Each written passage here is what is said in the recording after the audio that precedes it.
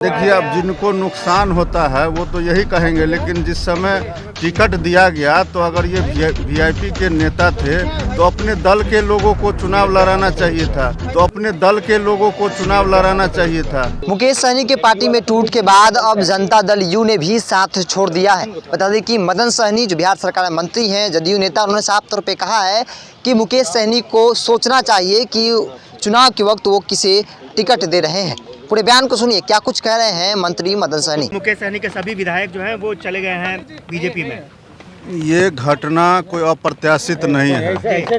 इसके बारे में पहले से ही क्यास लगाते रहे हैं कि जो मुकेश जी के साथ 4 विधायक थे, जिसमें से एक की मृत्यु हो चुकी है और जो 3 शेष बचे हुए माननीय विधायक थे, उनके बारे में सब पहले से ही लोग जानते थे कि ये भाजपा के ही साथ रहेंगे और भाजपा के ही पहले से भी कई विधायक भी रहे हैं और भाजपा के ही पार्टी के नेता भी रहे, इसलिए ये स्वाभाविक है। हम लोग को कहीं से इसमें कोई अप्रत्याशित नहीं लग रहा। मुकेश सहनी ने कहा है कि बीजेपी की यही स्ट्रैटेजी रही है, अरुणाचल में जेडीयू के साथ हुआ, एलजेपी के सांसदों को। देखिए, अब जिनको नुकसान होता है वो तो यही कहेंगे, लेकिन जिस समय टिकट दिया गया तो अगर ये वीआईपी के नेता थे तो अपने दल के लोगों को चुनाव लड़ाना चाहिए था। ये तो भाजपा के जो भी लोग थे उन्हीं को इनको दे दिया गया कि इनको टिकट दे दीजिए और वही लोग जीते। ये तो उनके घर की वापसी है और ये पहले से ही सर्वविदित था, इसमें कोई आश्चर्यजनक बात इस्तीफा नहीं देंगे, बोले कि हम इस्तीफा। अब ये तो उनके ऊपर है, इस्तीफा दे नहीं दे,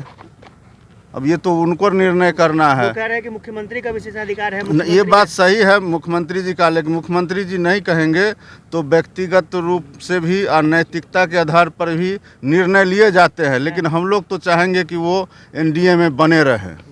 तो आपने सुना मदन सहनी को, जिन्होंने साफ तौर पे कहा है कि सभी लोग जानते थे कि जो विधायक कल बीजेपी के साथ गए हैं उनका बैकग्राउंड भी बीजेपी का ही रहा है।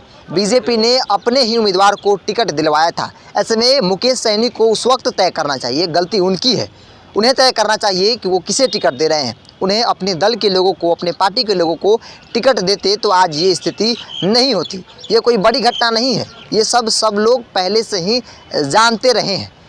हालांकि मदन सहनी ये भी कह रहे हैं कि उन्हें एनडीए में रहना चाहिए, लेकिन दूसरी तरफ आपने सुना किस तरीके से उन्होंने, जब नैतिकता की बात जिस तरीके से बीजेपी की तरफ से उठाई जा रही है, उन्होंने ये भी कहा कि नैतिकता पे, इस्तीफा की बात पर उनकी जो बातें हैं वो कहीं ना कहीं बीजेपी की बयानबाजी से मेल खाती हुई नज़र आ रही है। जिस तरीके से मुकेश सहनी के साथ कल जो बीते दिन हुआ, बीजेपी में तमाम जो 3 विधायक बचे थे वो चले गए, उसको लेकर मुकेश सहनी ने भी साफ तौर पे कहा है कि हम लोग शुरू से लड़ाई लड़ी है और आगे भी लड़ेंगे। हालांकि मुकेश सहनी ने इस्तीफे को लेकर कहा कि इसका विशेषाधिकार जो है वो मुख्यमंत्री नीतीश कुमार को है, वो तय करेंगे कि हम मंत्री रहेंगे, सरकार में रहेंगे या नहीं रहेंगे। फिलहाल बता दें कि मुकेश सहनी के पास विधायक तो नहीं है, पार्टी संगठन वोट की बात वो दावा जरूर करते हैं, लेकिन उपचुनाव में उन्होंने अपना कैंडिडेट भी दिया है। देखने वाली बात हुई कि उनके कैंडिडेट की भूमिका जो है उपचुनाव में क्या कुछ होती है। फिलहाल जदयू ने भी